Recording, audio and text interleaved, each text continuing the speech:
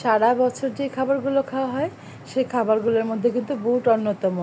আমরা সারা বছরের ছোলা হিসেবে বিভিন্নভাবে খেয়ে থাকি। আসসালামু আলাইকুম বন্ধুরা, কেমন আছেন আপনারা? আলহামদুলিল্লাহ আমি ভালো আছি। তো চলে এলাম আবার বুট রান্নার রেসিপি নিয়ে। বুটটাকে এমনভাবে, আমার ঘরে বুটটা খুব খাওয়া হয়, খুবই কম, কিন্তু খাই সবাই আমরা। মাঝে মাঝে একটু খেতে হয়।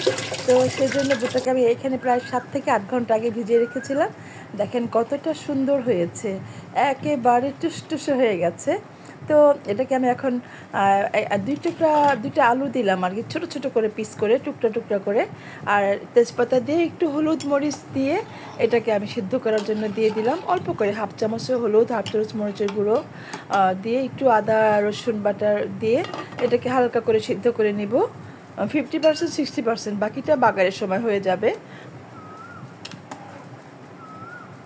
এটা সিদ্ধ করার সময় আপনারা ইচ্ছা করলে যদি দেখেন বুটটা ভালো, তাহলে তো কোনো কথা নেই, ভালো না হলে একটু সডা দিয়ে দিতে পারেন। এটা কিন্তু গোপন টিপস, এটা আপনাদের কাজে লাগবে যদি বুটটা ভালো না হয় সেক্ষেত্রে। আর এখানে আমি পেঁয়াজ কোচানো আর চিলি ফ্লেক্স একসাথে দিয়ে দিলাম। অল্প তেল দিলাম, যদি তেল মনে হয় লাগবে তাহলে আবার দিব। আসলে বেশি চিটচিটে, বেশি তেল তেলে রোজা রেখে খেতে ইচ্ছে করে না। আর বললাম তো বুট আমার বাসা খাওয়া হয় খুব কম, কিন্তু আজকে আমি একটু মোটিভেশন দিয়ে একটু আলাদা আঙ্গিকে রান্না করব, যাতে বাবু খেতে পছন্দ করে। আমি চাই সে খাক, তার খাওয়ানোর জন্যই আমার এই চেষ্টাটা। আদা বাটা রসুন বাটা 1 চামচ করে দিলাম। বুটের মধ্যে না আদা বাটা রসুন বাটাটা খুব যায়, খুব ভালো হয় এক্ষেত্রে বুটটা আমার মনে হয়। দিয়ে দিলাম কোচানো করে কিউব করে কাটা টমেটো আর কাঁচামরিচ ফালি করে কাটা।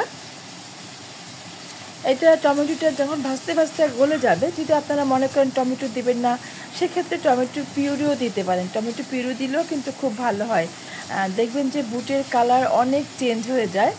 আমি মাঝে মাঝে বাসায় যখন করে খাই, তো অনেক সময় টমেটো না থাকলে পিউরিটা করা থাকে আমার, বয়মে রেখে দেই, সেখান থেকে আমি 2 চামচ দিয়ে দিই। এতে করে সুন্দর একটা কালার আসে আর টেস্ট অনেক বেড়ে যায়। একটু ভিজা ভিজা কালার থাকে, গ্রেভি গ্রেভি থাকে, খুব ভালো লাগে। এই যে মশলাটা কষানো, এটার উপর ডিপেন্ড করে কিন্তু বুটটা ভালো হবে, কতটুকু টেস্টি হবে। এই মশলাটা একটু ভালো করে কষাতে হবে। একটু পানি দিয়ে দিলাম 2 টেবিল চামচের মতো। এটা ভালো করে কষে যাক, তারপর আমি বুটটা দিয়ে দিব। আমি বুটের মধ্যে আলুটাকে একটু ভেঙে ফেলেছি। একটু হলুদ গুঁড়ো, একটু মরিচ গুঁড়ো, একটু ধনে গুঁড়ো, মরিচ গুঁড়ো দিইনি, ধনে গুঁড়ো, হলুদ গুঁড়ো, জিরা গুঁড়ো দিয়েছি। মরিচ যেহেতু আমি চিলি ফ্লেক্স দিয়েছি এবং কাঁচা মরিচটাও টুকরো করে দিয়েছি, সেজন্য আমি মরিচ গুঁড়ো দিলাম না, কিন্তু এটা খুব ঝাল হবে। আর ঝাল ঝাল খাওয়ার ইচ্ছে, আলু ভেঙে দিয়েছি দেখেন। আর বুট এমনভাবে সিদ্ধ হয়েছে একেবারে কিন্তু গলে গেছে। বুট ভালো হলে খাবারটা মজা হবে, রান্নাটা মজা হবে। যদি বুটটা একটু শক্ত হয়ে যায়, অনেক ক্ষেত্রে এরকম হয়, সেক্ষেত্রে আপনারা 8 ঘন্টা ভিজিয়ে রাখবেন বা রাতে ভিজিয়ে রাখবেন সারা রাত্রের জন্য।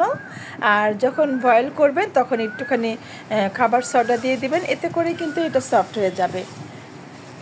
আমার ভাজাটা প্রায় হয়ে গেছে। আমি তো বরাবর বলি যে আমি পাশে থেকে এটাকে ঘুরিয়ে ঘুরিয়ে নেড়ে চেড়ে কষাতে চাই, যাতে কালারটা ঠিক আছে কি না, আর কিছু লাগবে কি না। লাস্টে ফাইনালে আমি একেবারে টকবগে কাঁচা ধনেপাতা, মনে হয় যে জমি থেকে উঠিয়ে এনেছি এরকম কাঁচা, একদম পাতাটা ফ্রেশ ছিল, আমি কেচি দিয়ে কেটে কেটে দিলাম। আমার খুব ভালো লাগলো এইরকম কাঁচা ধনেপাতা, কী যে ভালো লাগে মুড়ি দিয়ে খেতে। তো ধনেপাতাটা খুব ভালো ছিল, এটাকে আমি কেটে দিলাম, এই জন্য দাঁড়িয়ে থেকে খুব ভালো লাগলো। কালারটাও কতটা সুন্দর, লাল সবুজের সমারোহ। দেখেন, খাবারের মধ্যে বৈচিত্র্য আনতেই হয়, তা না হলে কিন্তু খেয়ে শান্তি পাবেন না, ভালো লাগবে না, অনীহা চলে আসবে খাবারের প্রতি। যার জন্য একটু যত্নশীল থেকে ভালো করে রান্না করলে খাবার ভালো লাগে। আমার এটা প্রায় কিন্তু শেষ রান্না হয়ে গেছে। দেখেন কি সুন্দর ভেজা ভেজা গ্রেভি গ্রেভি, একটুখানি সুন্দর। একটু আলুটা গোলা গোলা করে দিয়েছিলাম, যার জন্য অনেক মজা লাগে। আস্ত আলুটা অবশ্য আমার খেতে ভালো লাগে না, এটা আমার রুচিতে ভালো লাগে না, কিন্তু আপনাদের যদি ভালো লাগে আস্ত আলু দিবেন।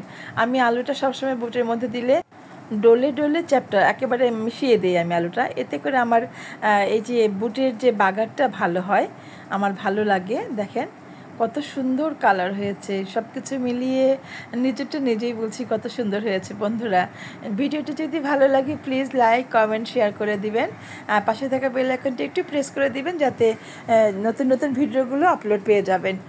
আর হচ্ছে একটু ছোট্ট করে কমেন্ট করে বলবেন কেমন হয়েছে, রান্নাটা কেমন লাগলো, এইভাবে করে খাবেন।